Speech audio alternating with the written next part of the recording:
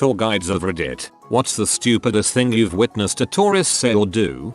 Not exactly a tour guide, but I worked at a museum one summer. I was giving a speech on the sharks near the shark tank. At the end of it, people normally come up and ask questions. One woman passed me aside and whispers, "Is it true that men get periods on full moons?" I told her no, but to this day I wonder if that's just me. I'm a tour guide in a pretty large cave, and last week I had a guy point at a pile of cinder blocks on the side of one of the paths and ask, "So are those naturally occurring down here?" He was serious. I worked at the visitors center in Gettysburg for a while. Here are some of my favorites. Some of them personally overheard. Some of them passed down via word of mouth. Do they take the monuments in at night, or just leave them on the battlefield? Why aren't there any bullet holes in the monuments? Oh, I didn't have any ancestors back then. Not a tour guide, but a park ranger in Banff told me a story about a couple of European tourists who asked him where they could see some bears. The ranger mentions a few spots where bears are known to be and cautions them to be careful. The next year he saw the same couple and they thanked him and showed him some pictures they had taken. In one of them there was a picture of the wife holding a black bear cub and smiling. The ranger kinda lost it on them. Oh my god, that could have gone so differently. In the hills of North Carolina, where Floridians flock in the summer to escape the summer heat, elderly Floridian gets out of his Cadillac and scans the surrounding hills as the mechanic pumps gas for him. You must have a lot of inbred types in these hills. Mechanic shifts his jaw from one cheek to the other. Yup, looks the Floridian over, but they mostly go back home in the fall. Spits. What do you mean? Why isn't African American PC? Are you racist over here? No, this is England. They're not Americans. Even after this explanation he was very upset and didn't get it and continued to use the term African American, offending Londoners everywhere he went. Visitor, you're not from around here, are you? Me. Actually I am. Born and raised. Visitor, well I've been coming to the south for 25 years and you just don't seem like you're from here. Me. Well my parents don't have strong accents either. Visitor, I just think I would like you better if you had a southern accent. Sorry that playing up to stereotypes is not in our visitors services manual. I'm here to talk about history, not recreate your southern fantasy. Bless your heart. I was on a tour of the Vatican and one person seriously kept asking when we get to meet the Pope. Sounds like a reason they wanted to tour the Vatican in the first place. In Wyoming it is common to buy bear spray, highly concentrated pepper spray, when heading into Yellowstone. One tourist believed it was bear repellent, lined up his family and sprayed all of them. Chemical burns for everyone. As a raft guide we regularly got asked whether we would be passing the same spot going through the same rapid later in the journey. We would reply, why yes, this is actually one of the only circular rivers in the world. Q. How deep is the river? A. About chest high on a duck. Not a tour guide, but I once overheard a tourist ask a sunset cruise captain in Key West, how many sunset cruises do you do a day? The captain just looked at him until the tourist goes, oh yay, and walked away sheepishly. But the sun sets at a different time in every time zone. It's possible for the captain to do 24 cruises a day. When do they turn on the waterfalls? Some lady to me when I worked at the Delaware Water Gap National Recreation Area. Lady, for $50, I'll make sure it's turned on for your family. Ha, I heard someone ask the same question at Niagara Falls a few years ago. I was on one of those big bus tours of San Francisco in the evening. Last ride for the night. The tour guide probably mentioned 5 times before leaving that it would be freezing up top and that no one could go up or down the stairs during the hour tour because it was dangerous. This couple was at the top with their infant, wearing nothing but an onishi with a thin bedsheet over the carrier. The tour guide suggested multiple times that they stay downstairs since it would be freezing. Well, it felt something like 30 degrees or less and the poor baby was crying the entire time before we had to pull over. After 30-40 minutes, so the couple could take their popsicle baby inside the bus to thaw out. Best parents of the year, choosing a better view over their baby's well-being.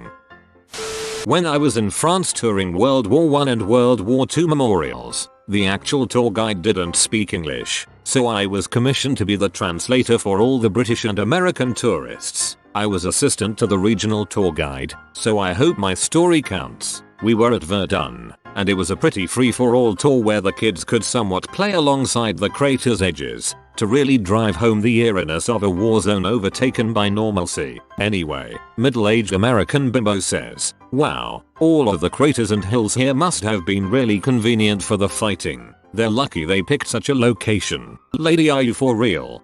It's just like Berlin. It was really cool that the final battle took place in a city that was in ruin, really suitable for a climatic end to a war. Plus they did not have to worry about damaging some nice buildings, etc. I was visiting the National Mall and overheard a little girl asking her mom to see the White House. The mother yelled at her because they were standing right in front of it. We were actually in front of the Capitol building. My uncle was a tour guide in Iceland some time ago. He once guided a group of Americans around the country and stopped at a glacier in the middle of nowhere. He explained to the group that this glacier had been here for thousands of years and that it doesn't melt. The group then went back to the bus to carry on. But my uncle notices that a woman was carrying a big piece of the glacier towards the bus, so he stops her and says, "I'm sorry, you can't bring that onto the bus, it will melt." The woman quickly responded, "But you said it doesn't melt." My uncle stood there for a while, dumbfounded by the amount of stupidity that was in that answer, before finally saying, "Okay, but you'll have to put it in your backpack and keep it in there for the whole journey." The woman readily agreed and started to empty her backpack to make space for the big block of ice. Needless to say, this didn't end well for the woman, as the ice obviously melted in her bag. I was recently in Monterey, California. While I was there, I saw women walk up to a beach and say, "Oh look, a lake." No, it's the Pacific Ocean. I live in Monterey. This happens more often than it should.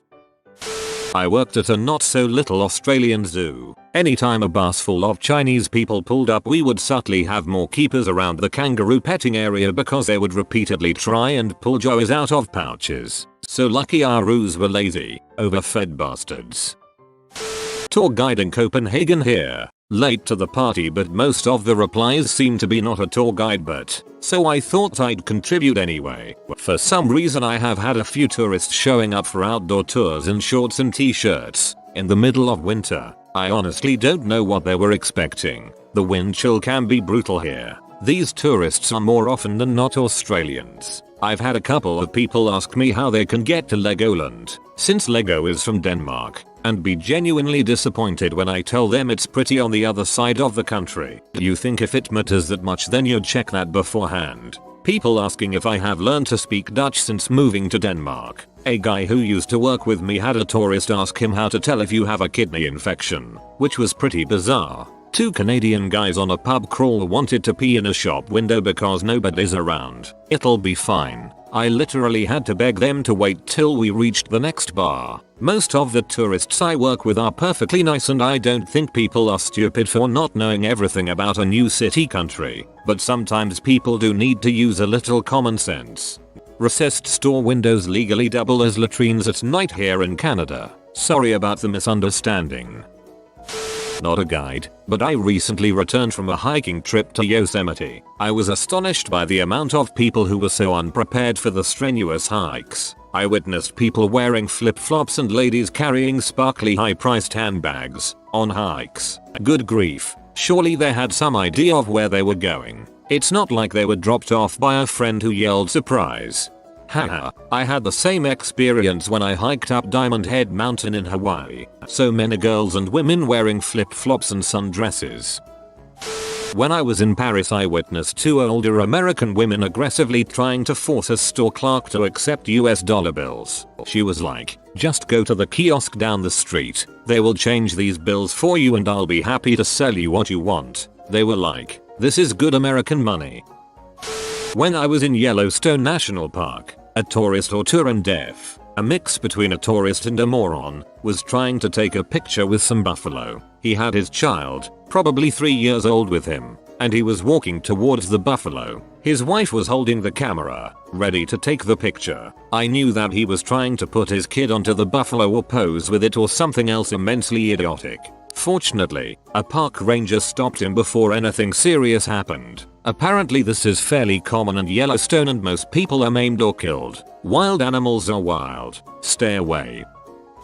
You have been visited by the safety steward. Little upvote in 16 seconds for 16 years of safe grinds. If you are new to the channel, you can subscribe. I publish new videos every day. Until then, check out another video, or don't. Either way, have a great day you magnificent people.